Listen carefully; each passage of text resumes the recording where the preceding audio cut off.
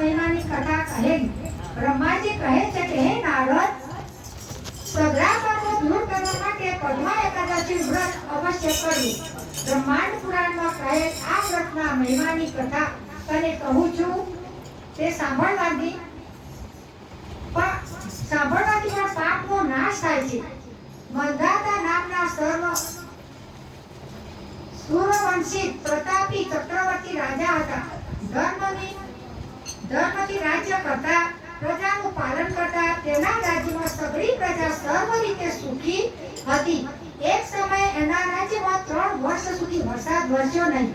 તેથી પ્રજા ભૂખે મરવા લાગી, દુઃખી થવા લાગી અને રાજા પાસે આવીને કહ્યું કે હે મહારાજ, અન્ન વિના પ્રજા દુઃખી છે, માટે કંઈક ઉપાય કરો.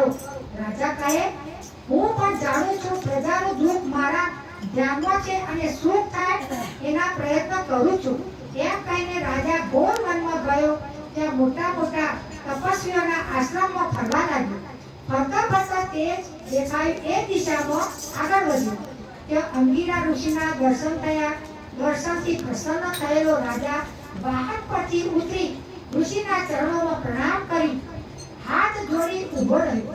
ઋષિએ તેને આશીર્વાદ આપ્યા, કુશળ સમાચાર પૂછ્યા અને અહીં સુધી આવવાનું કારણ પૂછ્યું.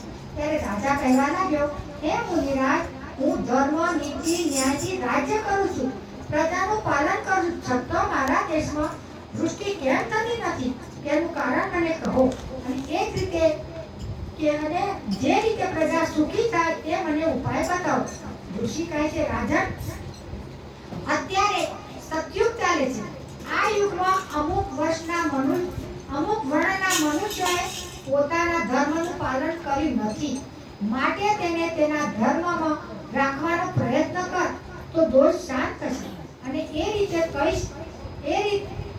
થઈ શકે તેમ ન હોય તો તમારે અષાઢ સુધી પદ્મા એકાદશીનું વ્રત કરવું, જેના પ્રભાવથી જરૂર વૃષ્ટિ થશે.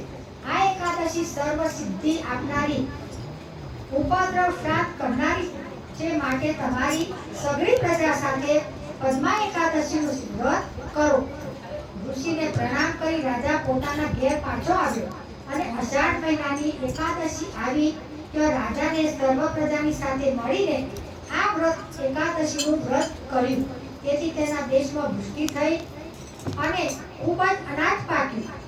જય જયકાર થઈ ગયો. ભગવાનની કૃપાથી પ્રજા સુખી થઈ ગઈ. માટે સૌ મનુષ્ય ભોગ મોક્ષ સુખ આપનાર આ એકાદશીનું વ્રત અવશ્ય કરવું.